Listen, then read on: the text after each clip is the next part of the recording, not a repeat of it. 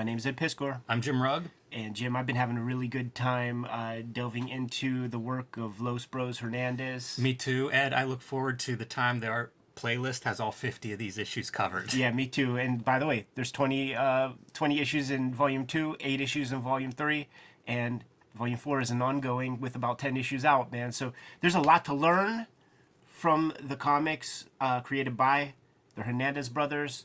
Going to unpack some of the stuff that we learned from this issue specifically. Jimmy, what do you have up front? I have Street Angel, Deadliest Girl Alive. You can find this wherever you buy books or comics, online or in brick and mortar comic shops. You can order this.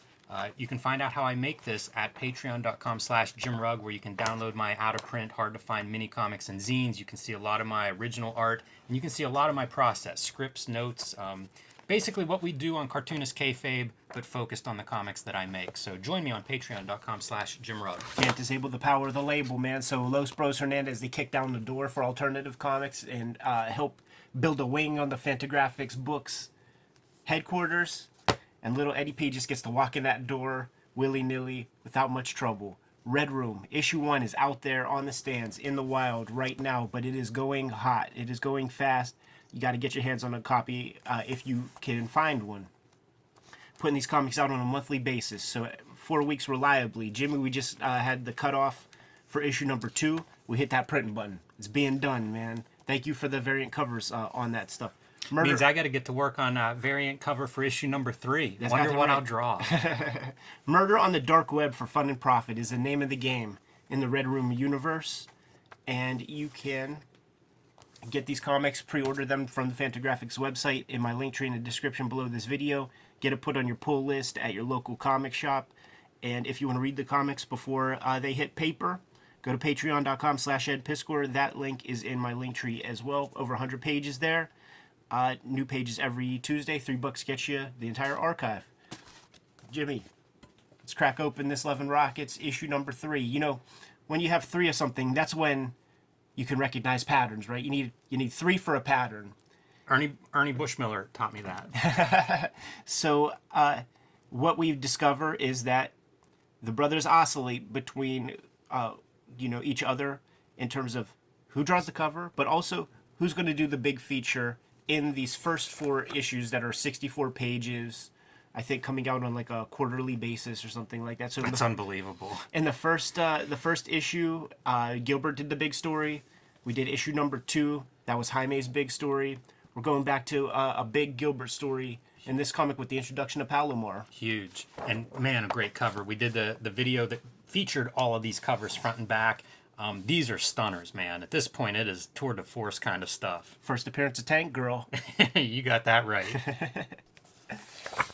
Love seeing Gilbert doing the superhero cover iconography there from Superheroes. Really exciting. Looks great. Cool to see them work in color as well. This is kind of a superhero issue. For Jaime's contribution, it's his meditation on superheroes with almost every contribution he puts forth in this particular volume. This one to me is so amazing because this is the DNA of Love and Rockets, this issue. This is kind of like everything is established to some extent by the end of this issue of what these guys are going to do with future issues, the kind of genre, boundary pushing that they do throughout their careers. A lot of it's on display in this issue.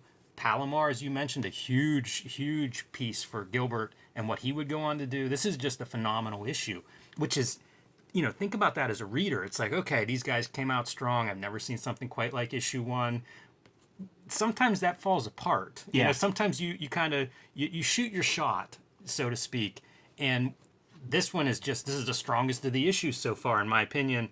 And boy, does that bode well for the fans that are reading this at home. Yeah. If you find these comics, the crew at Fantagraphics did their best to keep these comics in print, so you could find copies at very affordable prices, and you will never be disappointed.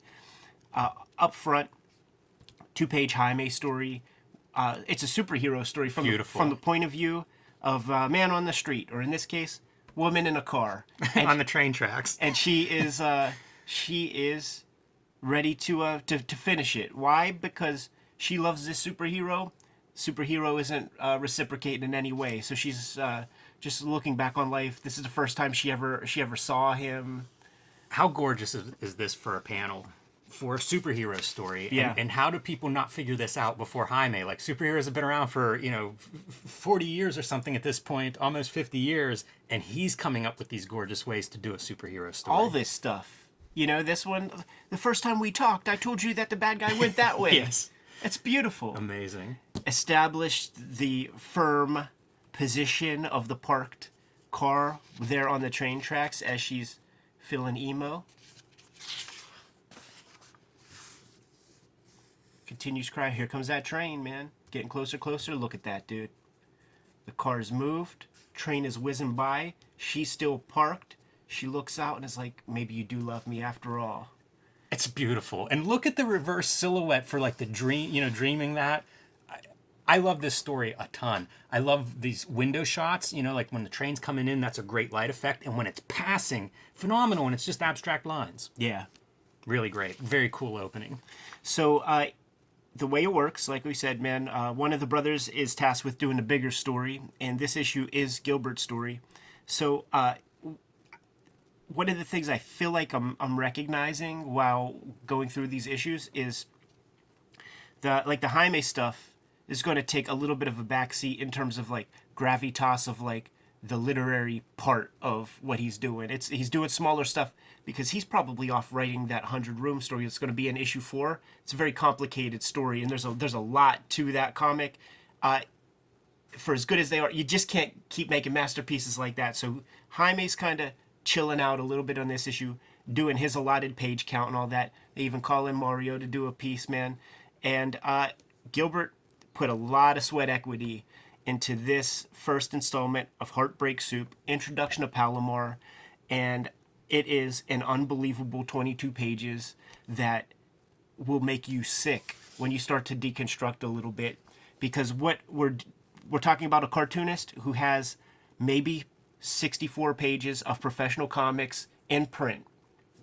So in this 22-page sequence, when he's introducing us to his tiny universe of Palomar, he's introducing us to dozens of... This is a 22-page story.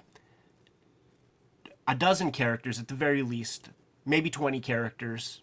They all have motivations. They all have personalities. They all kind of interact with one another in some small way throughout the whole thing.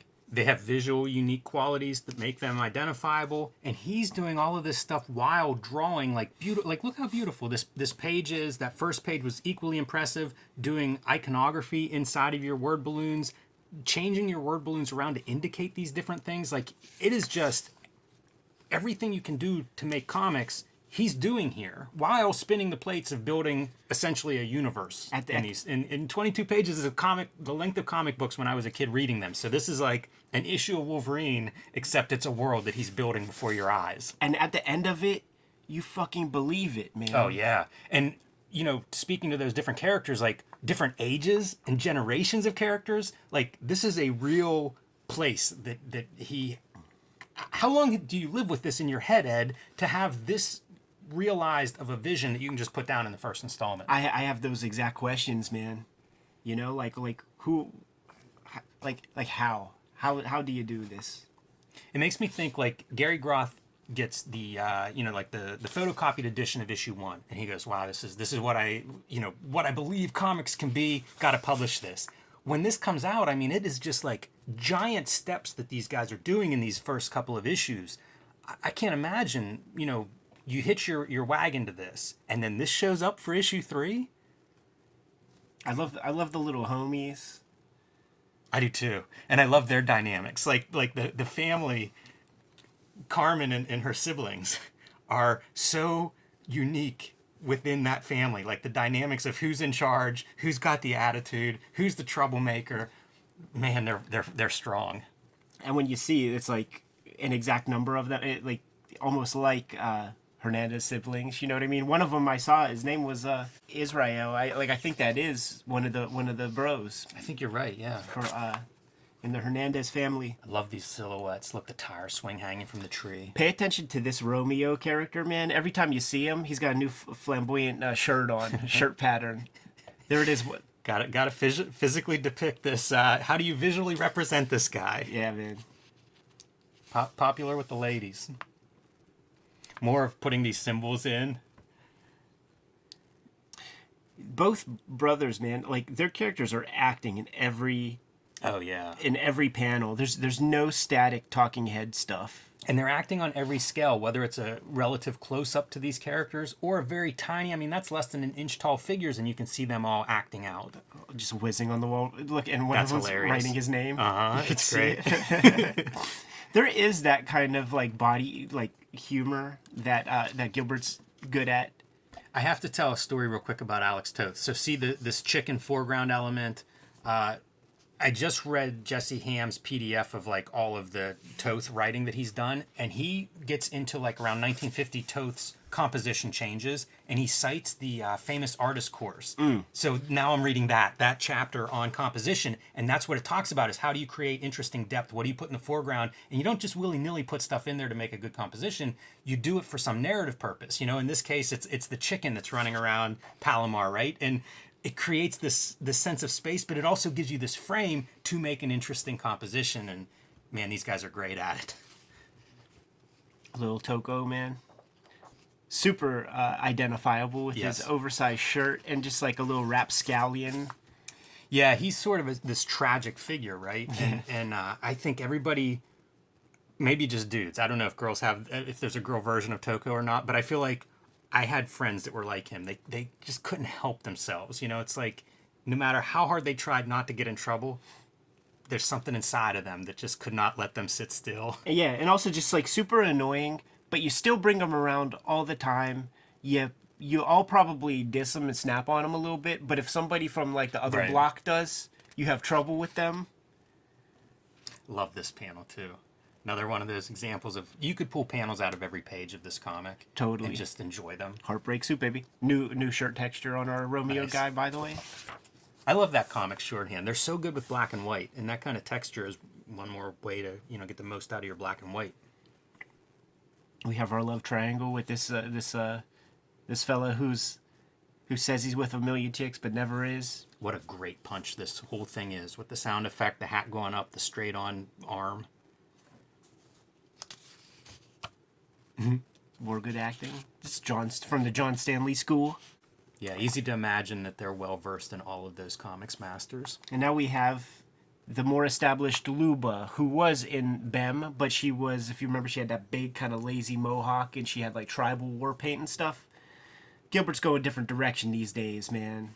He's telling a different kind of story and introduces Luba as, like, what is it? It's like some kind of like public bathhouse.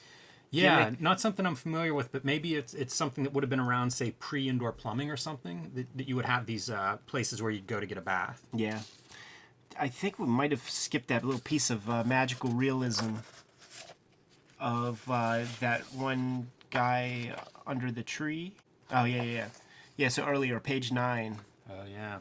we introduce this sort of a ghost, you know? Exactly. This is where that idea of, like, magical realism injects itself into Gilbert's work, where one panel he's there, they're waving, and then boom, hey, he disappeared.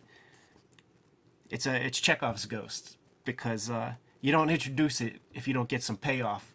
The payoff actually doesn't happen this issue, happens issue number 4.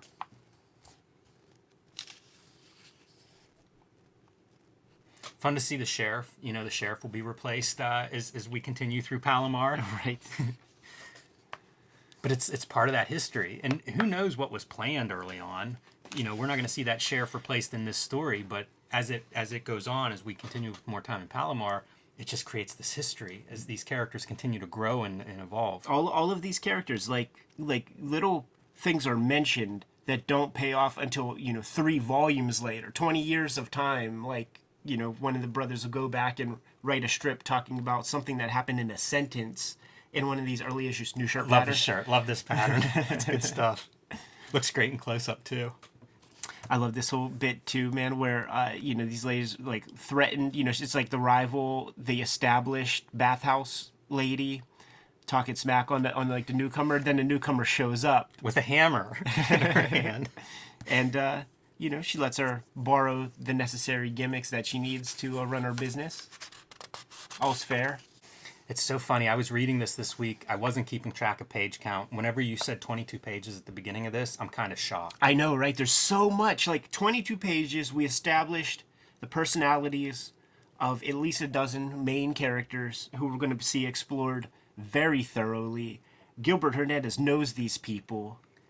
It's remarkable to me, that part. How developed so many of these characters are from the first panel you see them in. Yeah. And then let's jump back, man. Let's go to a Jaime one. Incredible lettering. Always. Very beautiful. The characters all resting on that vanishing point, on the horizon line, which is something that I really love. And I remember happening upon this comic for the first time and just like seeing what Jaime could do with superheroics. And This is gorgeous. I mean, straight up, And I don't he doesn't really use a lot of traditional stuff. Like, that's good feathering. Yeah, it's really strong.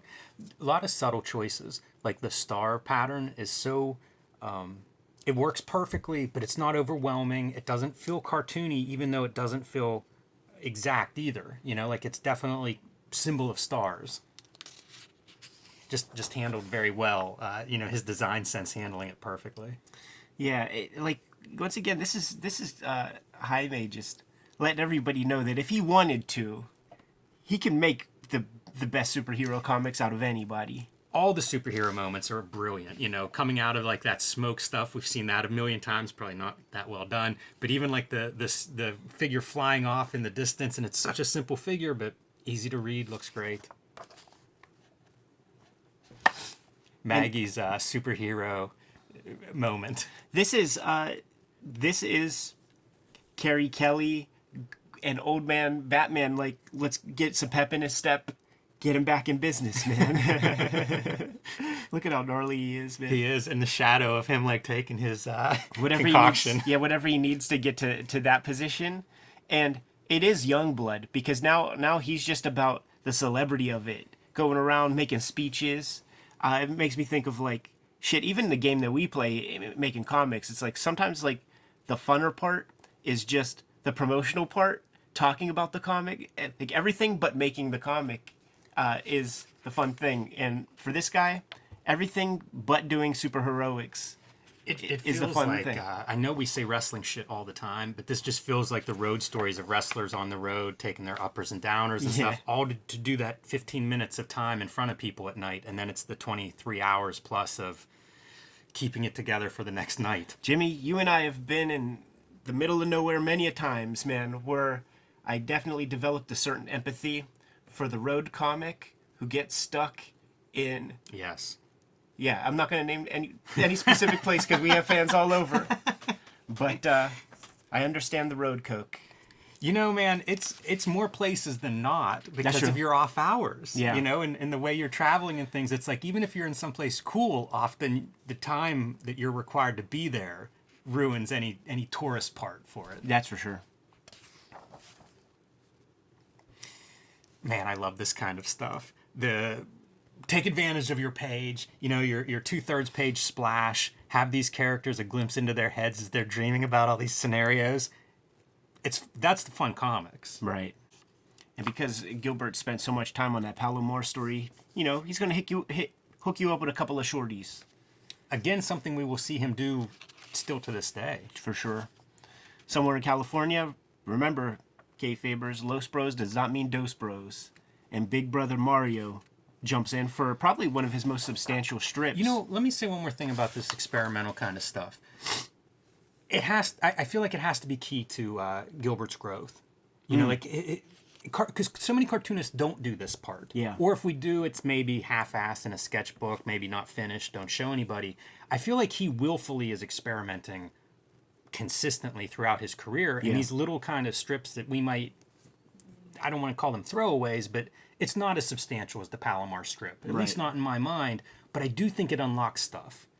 And we probably all benefit from, carving out some time in our schedules to do more of this, like, experiment, draw straight to ink, do gag characters if you're normally doing more literary stuff. Like, there's lots of things that we could be doing to experiment, and I feel like Gilbert is the main guy that you actually see him doing this publicly. Yeah, for sure. It's an old trick, you know. I wouldn't doubt that he picked this up from Crumb. You know, you would see Crumb do these weird one-pagers inside his Zap and stuff. I always think of, like Harvey Kurtzman doing one-page filler strips that nobody else wanted, and that was his break, his big break. So you can definitely do stuff with that real estate. One page is not, there's no limitation to what that page can do. Mario's contributions become more and more limited as time goes by. His investment is less and less. And I'm gonna be honest, this. I wasn't too into this one, man. I don't have much to say. It's very different than Gilbert and Jaime in a lot of ways.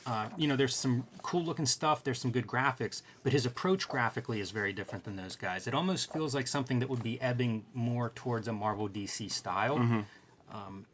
Neither good nor bad, but I mean, like, I'm in love and rockets for Jaime and Gilbert. Yeah. No offense to Mario, but interesting to see it, and interesting to see that it's one more voice that I'm sure those guys were bouncing off of a lot. Yeah, yeah. I always love this panel. To me, it's a Bernie Madoff. Yeah, he's a brush slinger too, which is noteworthy compared to the other brothers. Locas Tambien. He knows their characters well enough to know which Three Stooge they dig. That's or funny. Or do not dig. That's a great gag. That feels like the old comic strips, like a Sunday strip where you'd have your first tier could be removed for space reasons. Yeah, for sure. It stands well on its own. Or have the final little piece, man, for those same space reasons. And this is a character study piece. This is a very beautiful. There's a lot of beautiful stuff in this strip. So Hopi's upstairs with a couple of knucklehead boys, and Maggie's coming home, and they're talking smack on her. Yo, she's got a big fat ass, or things like this. Eventually, Hopi kicks them out when Maggie gets there, and Maggie's like, "Why'd you throw them out?" And Hopi protects her homegirl. Like, they were useless. Who needs them? Didn't say that for 4 panels. They were commenting on her looks and demeanor and all that stuff. Chucks the houseplant at them on their way out. Yeah, man. Love the tempers flaring. Like, even when they're thrown out, they're still fighting back and forth. And the boys are just like, it's all. It creates an impression that just another day. Right. Relatively low stakes. That's what Hopi does. Yeah, I like the tempers of these different characters. Hopi's always at like a 9. And of course, man, this is comics, so there was some money in that potted plant. Gotta go out, gotta go scoop it up. How much does that pacing feel like a John Stanley comic or something, where it's like just very natural stuff's happening, and then of course you realize you shouldn't have thrown that plant out. Right. Shit. Yeah. Go down there, hook that up, resolve it immediately, but even still with some character in it, because there were $50 in there, but now there's only 30, and then I hope he's like, "Oh yeah, I had to borrow a couple dollars. I found your stash." But then intro a couple other characters into the mixture, man. And this is cool to start to really get these characters in stone, because they all kind of play their part in the next 100-room story in some form or fashion.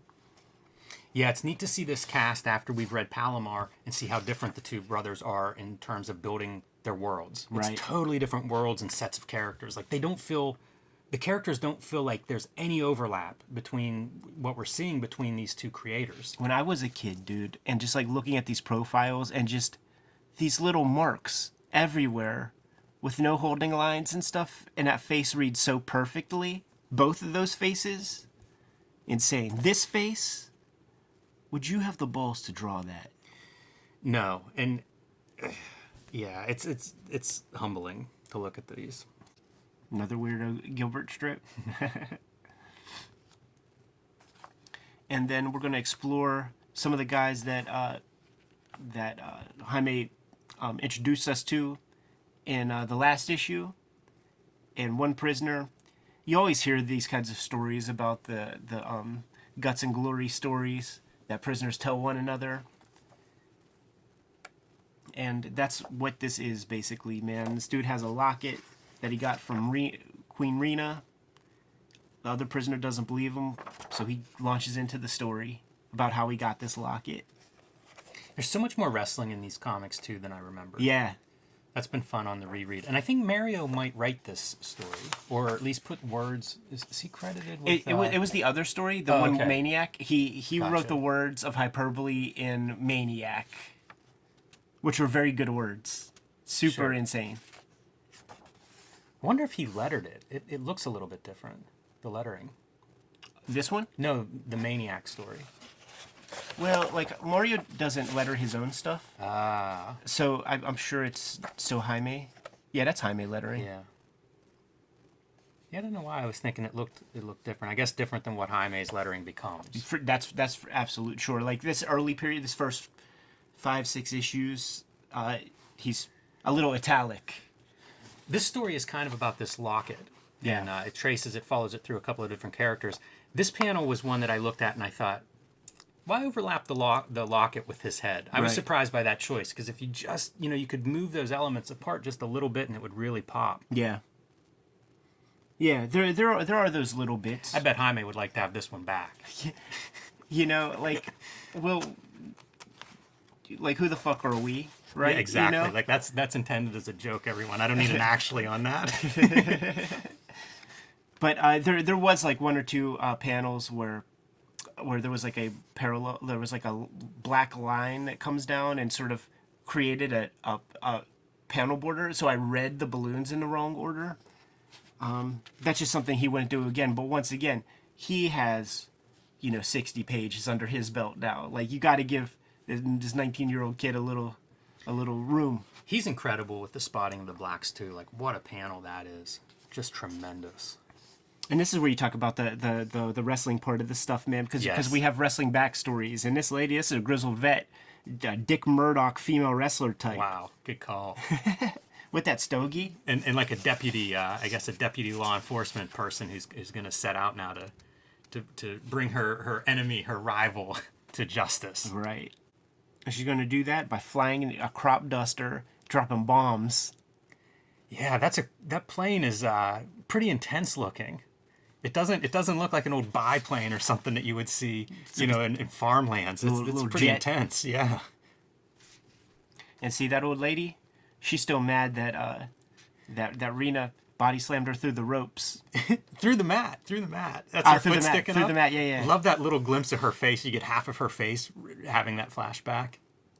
Wonderful stuff. This is another one of those moments of just great composition that reminds me of a Lichtenstein. Like, Absolutely. Put that on, blow it up, put it on the wall. Absolutely. Some of the feathered lines you pointed out in the superhero story earlier. So these girls are going to take care of business, man. They're going to have a rematch. No need for pomp and circumstance. We're just going to handle our business right here, man. Yeah, this is a shoot. Yeah. And Rena comes out on top, man. Once again, that heavyweight deputy ends up buried in the ground once again with the feet sticking out, sore back. His ability to cut through locations, settings, daylight to nighttime, countryside to city, in one panel, with really easy to read, quick to read, couple of things drawn in the background, and you've totally transported us. I would see Toth do this exact thing, man, where the bottom of the brim white and then goes into black.